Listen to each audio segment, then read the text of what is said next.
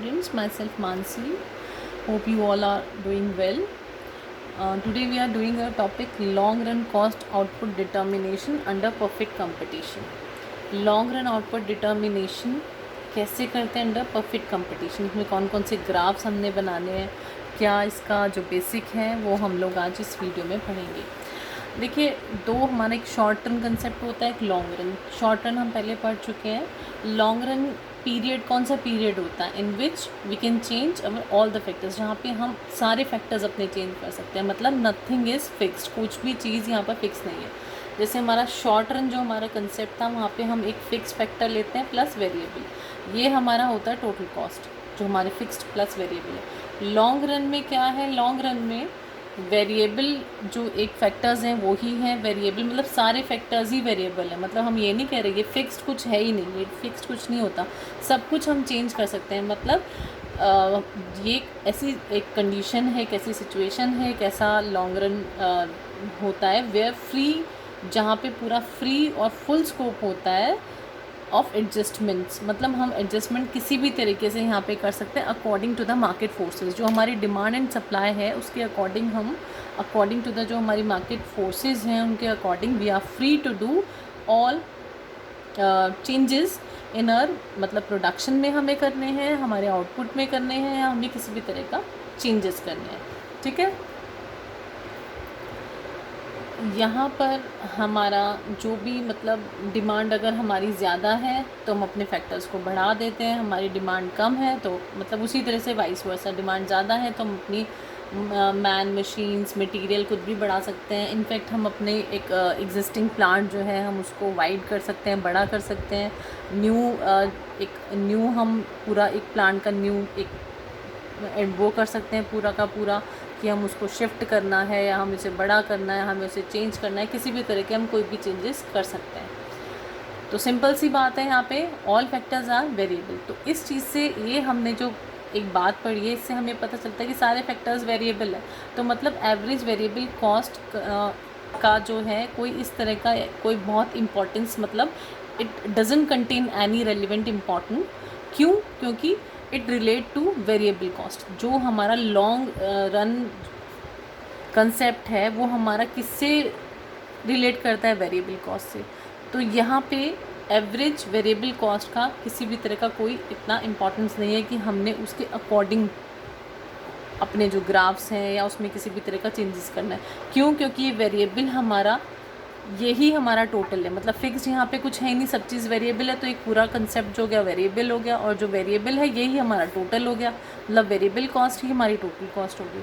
तो किसी भी तरह की बहुत ज़्यादा इंपॉर्टेंस हम नहीं है उसमें, हमें एवरेज वेरिएबल कॉस्ट को। तो हमारा लॉन्ग रन में क्या होगा, long run is equal two variable cost total cost. ठीक है, क्योंकि यहाँ पे फिक्स्ड कुछ भी नहीं है। एक तो हमें ये चीज़ याद रखनी है। दूसरी, यहाँ पे जो मार्केट इक्विलिब्रियम है, मार्केट इक्विलिब्रियम किस चीज़ से डिटरमाइन होगा, हमारा जो मार्केट इक्विलिब्रियम है वो हमारा डिटरमाइन होगा किस चीज़ से, with total cost. Total cost से डिटरमाइन होगा। अब शॉर्ट रन में हमारा इक्विलिब्रियम, जो हमारी शॉर्ट रन था, in short run equilibrium is determined if marginal cost is equal to price is equal to marginal revenue। मतलब अगर प्राइस इक्वल होता है मार्जिनल रेवेन्यू के तो हमारा एक इक्विलिब्रियम वाली पोजीशन आती है।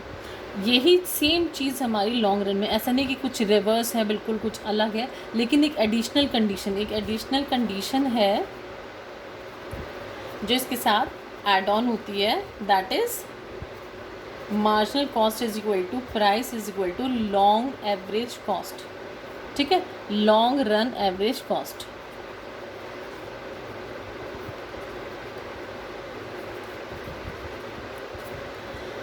अब इसको आगे एक्सप्लेन करने के लिए हम देखते हैं कि अगर हम price and concept, let's see, price और कॉस्ट का हम लोग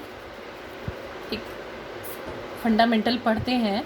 अगर हमारे नॉर्मल प्रॉफिट्स हमें कब होते हैं इन लॉन्ग रन, हमें नॉर्मल प्रॉफिट्स कब होते हैं, नॉर्मल मतलब अगर प्राइस इक्वल होगा एवरेज कॉस्ट के। सिंपल सी बात है, प्राइस अगर इक्वल है एवरेज कॉस्ट के तो हम क्या एंजॉय करते हैं, नॉर्मल प्रॉफिट्स। हम नॉर्मल प्रॉफिट्स को एंजॉय करते हैं।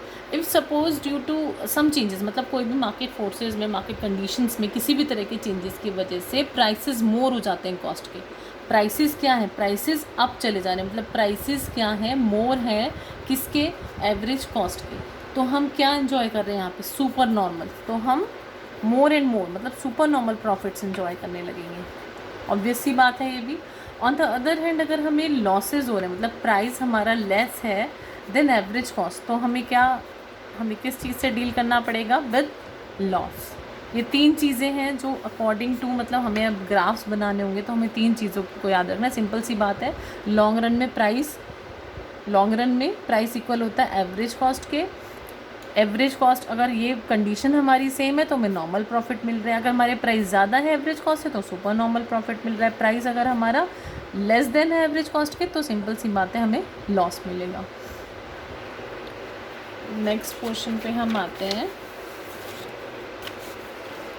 ये वर्क कैसे करता है। ये जो हमने अभी पढ़ा है ये वर्क कैसे करता है। It work that if there is super normal profit, अगर सुपर नॉर्मल प्रॉफिट है इंडस्ट्री के अंदर, देखो सिंपल सी बात है कि 3 जो कंडीशंस हैं ये एग्जिस्ट कैसे करती हैं, कैसे ये कंडीशंस आती हैं, क्यों ये कंडीशंस आती हैं आप लोग बोलें तो। अगर एक सुपर नॉर्मल प्रॉफिट कोई भी इंडस्ट्री है वो गेन कर रही है, ये देखकर कि कहीं पे बहुत ज़्यादा प्रॉफिट हो रहा है, कहीं पे ये देखकर कि भाई किसी इंडस्ट्री में बहुत ज़्यादा प्रॉफिट हो रहा है, तो हमारा एग्जिस्टिंग जो प्रोड्यूसर है वो क्या करेगा, एनलार्ज करेगा अपने प्लांट को। लॉन्ग रन में कर सकता है वो, एनलार्ज करेगा अपने प्लांट को। और दूसरा एक ये भी कंडीशन हो सकती है कि बहुत सारी फर्म्स हैं, अदर फर्म्स हैं, वो भी एंटर करेंगी मार्केट में बाय ऑब्जर्विंग, ये देखकर कि भाई जो यहाँ पर क्या है, यहाँ पे तो सुपर जो हमारी वाली कंडीशन आती है, सुपर नॉर्मल प्रॉफिट्स जब आते हैं तो ये देखकर और भी फर्म्स एंटर करेंगी मार्केट के अंदर, ड्यू टू कि प्रोडक्शन जो है वो इंक्रीज़ करना है। ठीक है, अब अगर ये कंडीशन आती है, मतलब और इंडस्ट्री भी एंटर हो जाती है मार्केट के अंदर, तो क्या होता है, प्रोडक्शन लेवल हमारा क्या होगा, इतना एक्सेस हो जाएगा, इतना इंक्रीज़ हो जाएगा कि प्राइस क्या करने लगेगा, फॉल करने लगेगा। मतलब सप्लाई इतनी ज़्यादा हो जाएगी कि प्राइसेस क्या है, प्राइसेस गिरने लगेंगे। ठीक है, ये होने से एक वक्त पर प्राइस घटने लगेंगे, गिरने लगेंगे। फिर प्राइस क्या हो जाएगा, इक्वल हो जाएगा एवरेज कॉस्ट के। मतलब जो सुपर नॉर्मल वाली कंडीशन थी वो हमारी कहाँ पे पहुँच जाएगी, वो कंडीशन हमारी कहाँ पे पहुँच जाएगी, यहाँ पे, जब हमें नॉर्मल प्रॉफिट मिलने लगा, प्राइस इक्वल हो गया एवरेज कॉस्ट के। ये होने पर जब हम ये देख रहे हैं कि हमें नॉर्मल प्रॉफिट मिलने लगे हैं, अब ये वाला तो हमारा सेम इससे इस वाले पे स्विच हो गया, हमारी कंडीशन ये वाली होगी।